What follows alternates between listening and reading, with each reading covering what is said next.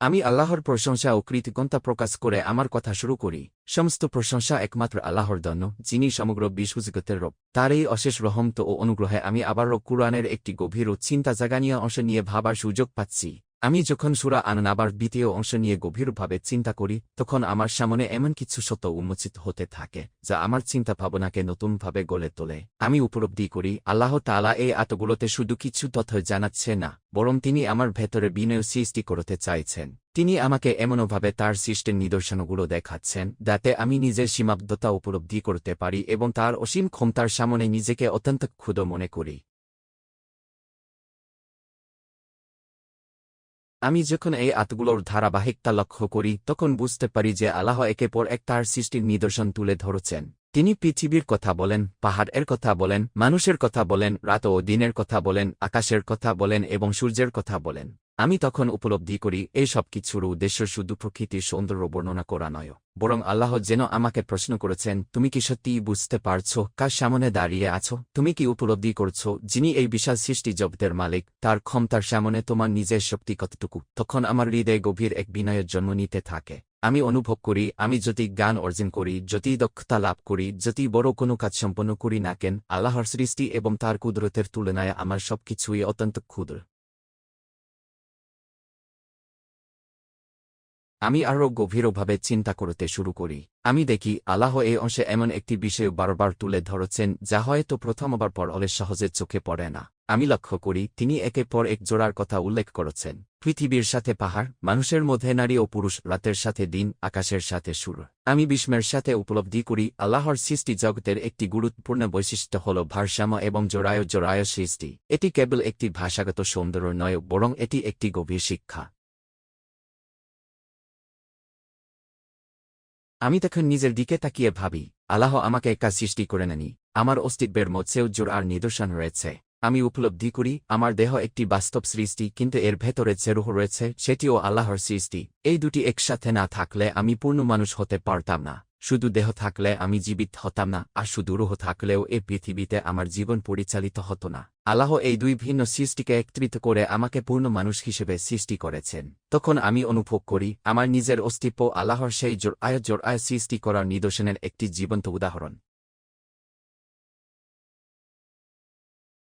আমি এরপর আমার শরীরের দিকে তাকাই। আমি লক্ষ্য করি, আল্লাহ আমাকে এমনভাবে সৃষ্টি করেছেন যে আমার দুটি চোখ রয়েছে, দুটি কান রয়েছে, দুটি হাত রয়েছে, দুটি পা রয়েছে। আমার শরীরের অসংখ্য অঙ্কি জোর আয় সৃষ্টি করা হয়েছে। আমি উপলব্ধি করি, এটি কোনো কাকতালীয় বিষয় নয়, বরং এটি আল্লাহর নিখুঁত পরিকল্পনার অংশ। তিনি আমাকে এমনভাবে ভারসাম্যপূর্ণ করে সৃষ্টি করেছেন যাতে আমি সুন্দরভাবে জীবন পরিচালনা করতে পারি। আমি তখন উপলব্ধি করি, আমার নিজের শরীরও আল্লাহর অসীম প্রজ্ঞার একটি স্পষ্ট নিদর্শন। আমি আরও ভাবতে শুরু করি, আল্লাহ কেন এতবার জোর আর বিষয়টি সামনে আনছেন। তখন আমার মনে হয়, হয়তো তিনি আমাকে একটি বড় বাস্তবতার জন্য প্রস্তুত করেছেন। যদি পৃথিবীর প্রায় সবকিছুই জোর আয় সৃষ্টি হয়ে থাকে, তাহলে কি আমার এই দুনিয়ার জীবনও একা? আমি উপলব্ধি করি, না, এই পৃথিবীর জীবনেরও একটি জোর রয়েছে। যেমন দিনের পরে রাত আসে, তেমনি দুনিয়ার পর রয়েছে আখিরাত। যেমন ঘুমের পরে জাগরণ আসে, তেমনি মৃত্যুর পরে পুনরুত্থান রয়েছে। তখন আমি উপলব্ধি করি, এই দুনিয়া কোনো চূড়ান্ত গন্তব্য নয়, এটি একটি অধ্যায়ের প্রথম অংশ মাত্র। এরপরেও আরেকটি জীবন রয়েছে, যেখানে আমাকে আমার প্রতিটি কাজের হিসাব দিতে হবে। আমি অনুভব করি, আল্লাহ যেন খুব সূক্ষ্মভাবে আমার চিন্তাকে সেই বাস্তবতার দিকে পরিচালিত করেছেন। তিনি আমাকে সরাসরি শুধু আখিরাতের কথা বলছে না, বরং সৃষ্টি জগতের মধ্যেই এমন অসংখ্য উদাহরণ দেখাচ্ছেন যেগুলো আমাকে সেই সত্য উপলব্ধি করতে সাহায্য করে। তখন আমার মনে হয়, কুরআনের শিক্ষা কত গভীর এবং কত সুন্দর। এটি শুধু আদেশ-নিষেধের বই নয়, এটি এমন একটি গ্রন্থ যা আমাকে চিন্তা করতে শেখায়, যুক্তি দিয়ে সত্য উপলব্ধি করতে শেখায় এবং নিজের চারপাশের প্রতিটি সৃষ্টি থেকে ঈমানের শিক্ষা নিতে শেখায়। আমি এরপর আধুনিক পৃথিবীর দিকে তাকাই। আমি লক্ষ্য করি, আজকের মানুষ বিভিন্ন ব্র্যান্ড খুব সহজেই চিনতে পারে। কেউ যদি গাড়ি সম্পর্কে আগ্রহী হয়, তাহলে দূর থেকে একটি গাড়ি দেখেই বুঝতে পারে এটি কোন প্রতিষ্ঠানের তৈরি। শুধু একটি বিশেষ নকশা, একটি নির্দিষ্ট আকৃতি অথবা একটি ছোট্ট প্রতীক দেখেই সে বুঝে ফেলে এটি কোন নির্মাতার কাজ। আমি উপলব্ধি করি, মানুষ যখন কোনো বিষয়ে দীর্ঘদিন কাজ করে, তখন সেই কাজের একটি স্বতন্ত্র পরিচয় গড়ে ওঠে। আমি আরও দেখি, কেউ যদি ঘড়ি সম্পর্কে অভিজ্ঞ হয় তাহলে অনেক দূর থেকেও একটি ঘড়ির নকশা দেখে বুঝে ফেলতে পারে এটি কোন ব্র্যান্ডের। আবার কেউ যদি পোশাক কিংবা ফ্যাশনের জগতে অভিজ্ঞ হয় তাহলে একটি ব্যাগ, একটি পোশাক অথবা একটি জুতা নকশা দেখেই বুঝে যায় এটি কোন প্রতিষ্ঠানের সৃষ্টি। একইভাবে একজন স্থপতি কোনো ভবনের নকশা দেখেই অনেক সময় বুঝতে পারেন এটি কোন স্থপতির পরিকল্পনায় নির্মিত হয়েছে, কারণ প্রতিটি দক্ষ নির্মাতার কাজের মধ্যে একটি স্বতন্ত্র বৈশিষ্ট্য থাকে।